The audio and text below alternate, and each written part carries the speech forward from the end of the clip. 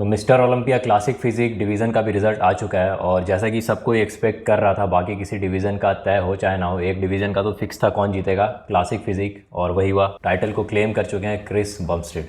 और overall Chris Bumstead फिर से जीत चुके हैं और अपना 5वां टाइटल क्लेम कर चुके हैं और बना चुके हैं एक नया इतिहास। बेसिकली इतिहास बना नहीं रहे, ये इतिहास लिख रहे हैं। तो फिर से क्लासिक डिवीजन में डोमिनेट करते हुए क्रिस बमस्टेड नजर आए और इनसे बड़ा बॉडी बिल्डिंग में और कोई भी बॉडी बिल्डर नहीं है अभी फिलहाल, तो नहीं चल रहा है। इतने ज़्यादा पॉपुलर हो चुके हैं क्रिस बमस्टेड और लोग तो इनको बिल्कुल ही लीजेंड बनाते हैं। स्टेज पे ही देखा जा सकता है कि लोग इनको ऐसे मिलते हैं और ऐसे इनसे बात करते ऐसे लगता है कि ये कुछ अलग ही प्लान से आए हैं।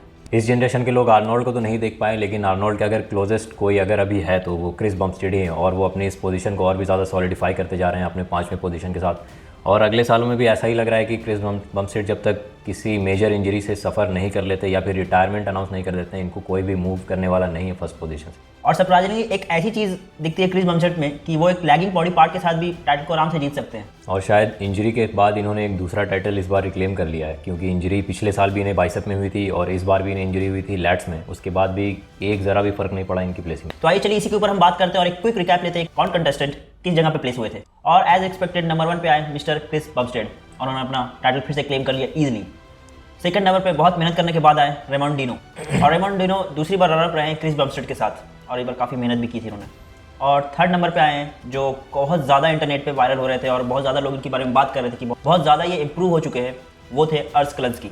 और एक चीज़ काफ़ी इंटरेस्टिंग इस टॉप 3 में नोटिस करने की है कि ये सेम पिछले साल का लाइनअप फिर से रिपीट हो गया। पिछले साल जो टॉप 3 में थे इस बार फिर से वही टॉप 3 में आए हैं क्लासिक फिजिक में। तो ये भी काफ़ी इंटरेस्टिंग है और इससे पता चलता है कि ये टॉप 3 कितने ज़्यादा डोमिनेंट हो चुके हैं। और फोर्थ प्लेस पे भी काफ़ी इंटरेस्टिंग नाम है ब्रियॉन एंसली, जो कि पिछले बार ये अनाउंस कर चुके थे कि ये क्लासिक डिवीज़न को छोड़कर 2-1-2 में जाने वाले हैं, लेकिन वेट कैप इंक्रीज़ होने के बाद ये इस डिवीज़न में वापस आ गए।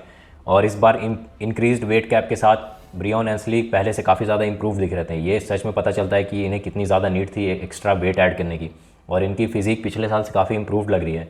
और फिफ्थ पोजीशन पर आए हैं टेरेंस रफिन, जिन्हें आप रफ डीजल के नाम से भी जानते होंगे।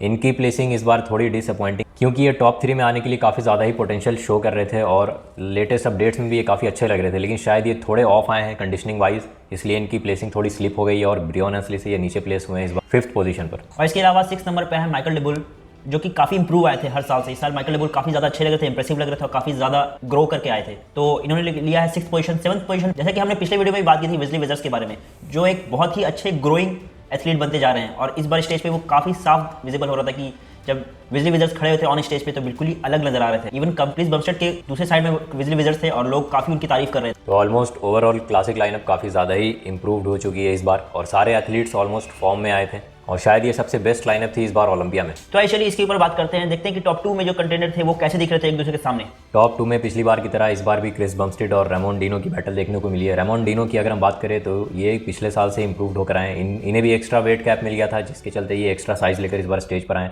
और जो स्टेज पर काफ़ी क्लियरली दिख रहा था इनके क्वाड्स पहले से ज़्यादा डेवलप हो चुके हैं। ओवरऑल बॉडी साइज़ भी ये इंक्रीज़ करके आए थे और इंप्रेसिव बात यह है कि इनकी कंडीशनिंग सफ़र नहीं की है इस बार। खासतौर के इनकी बैक, जब ये बैक डबल बाइसेप कर रहे थे तो पीछे से बिल्कुल ओपन बॉडी बिल्डर के एथलीट लग रहे थे और क्रिस बमस्टेड को भी कहीं ना कहीं ये टच करने जा रहे थे।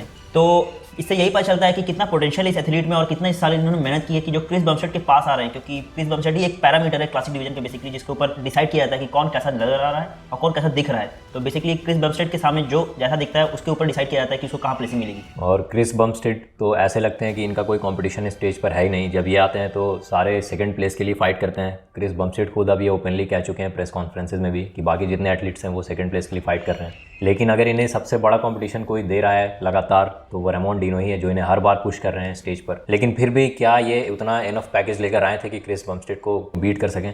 तो फिलहाल तो ऐसा नहीं लग रहा है, क्योंकि क्रिस बमस्टेड का स्ट्रक्चर इनसे काफ़ी ज़्यादा सुपीरियर है, जैसे कि आप कुछ पोजेज में भी देख सकते हैं। तो स्टार्ट करते हैं फ्रंट डबल बाइसेप से। इसमें आप क्लियरली देख सकते हैं एक्स फ्रेम क्रिस बमस्टेड का, जो कि काफ़ी डोमिनेटिंग है और बिल्कुल अलग नजर आ रहा है।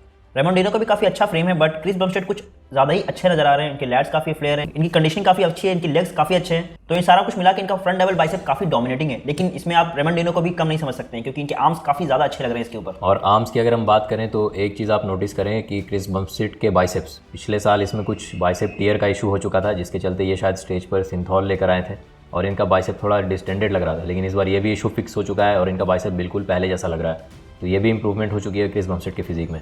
और अगले शॉट के बारे में बात करते हैं, वो है बैक डबल बाइसेप। तो ये एक अकेला ऐसा शॉट है जिसमें कहीं ना कहीं रेमोंडिनो क्रिस बमस्टेड को कैच करते हुए नजर आ रहे हैं। जीते तो क्लियरली नजर नहीं आ रहे, लेकिन कैच करते हुए नजर आ रहे हैं क्योंकि इनकी थिक बैक काफ़ी अच्छी लगती है रेमोंडिनो की। वहीं क्रिस बमस्टेड की लैट थोड़ी सी वाइडर है और इनके हैमस्ट्रिंग और ग्लूट्स भी काफ़ी अच्छे नजर आते हैं जब ये पोज हिट करते हैं तो। लेकिन अगर हम बात करें साइड शॉट्स की, तो सबसे डोमिनेटिंग शॉट क्रिस बमस्टेड के लिए शायद साइड चेस्ट है।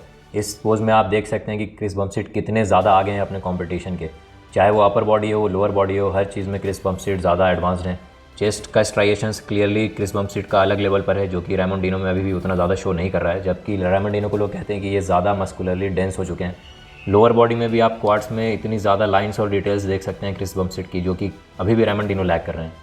लेकिन एक चीज़ और भी है जिसके नज़र नहीं हटती, वो है रेमोंडिनो के फोर आर्म्स। लेकिन फिर भी इसके बावजूद क्रिस बमस्टेड इन्हें बिल्कुल ही स्टेज पर ड्वार्फ कर रहे हैं इस पोज में। और बिल्कुल ऐसा लगता है कि क्रिस बमस्टेड किसी स्टैचू की तरह खड़े हैं और बिल्कुल ही तराशे हुए एथलीट नजर आते हैं। और शायद इनसे अच्छा साइड चेस्ट अभी ओपन डिवीजन में भी कोई नहीं हिट करता होगा। तो इस रिजल्ट से सारे लोग खुश हैं और सारे लोग एक तरह से ये देखा जाए कि सबको पता था कि रिजल्ट क्या होने वाला है। तो ये रिजल्ट बिल्कुल एज एक्सपेक्टेड जैसे जाने था वैसे ही गया है। और क्लासिक डिवीजन इस बार लेकिन ग्रो की है, इस बार के नए वेट कैप की वजह से काफ़ी अच्छा कॉम्पिटिशन देखने को मिला। सारे के सारे एथलीट बिल्कुल टॉप नॉच और बिल्कुल पीक करके आए थे, जिसकी वजह से क्रिस बमस्टेड को भी कहीं कहीं मुझे ऐसा फील हुआ कि क्रिस बमस्टेड भी कहीं ना कहीं इस चीज़ को लेकर थोड़े से घबराहट में आ गए थे कि सारे एथलीट जब फुल पोटेंशियल पे आएंगे तो हो सकता है क्रिस बमस्टेड को भी अच्छा टफ कंपटीशन दे सके। लेकिन इस साल एक बात और प्रूव हो चुकी है कि अब जितने भी एथलीट्स आए थे वो अपने वेट कैप को ऑलमोस्ट टच कर रहे हैं, तो अगले साल ये एक्स्ट्रा मास गेन नहीं कर पाएंगे।